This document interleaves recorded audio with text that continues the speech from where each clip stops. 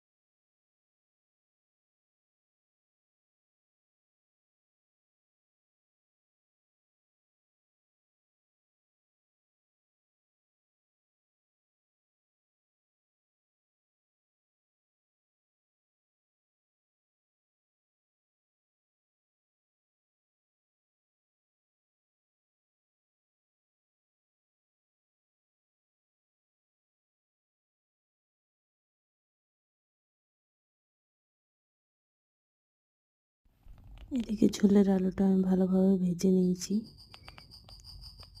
তেলের মধ্যে। খুব সুন্দর ভাজা হয়েছে। এবার আলুগুলো তুলে সজনের ফুলটা ভেজে নেব। সজনের ফুল থেকে জলটা বের করে কড়াইয়ের মধ্যে দিয়ে দিচ্ছি। এখানে দেওয়া হয়েছে তেল। তারপর তেলটা গরম হলে পেঁয়াজ কাঁচা লঙ্কা দিয়ে ভালোভাবে নাড়াচাড়া করতে হবে। তার মধ্যে দিতে হবে স্বাদ মতো লবণ আর অল্প মতো হলুদ দিয়ে ভালোভাবে নাড়াচাড়া করে নামিয়ে নিতে হবে।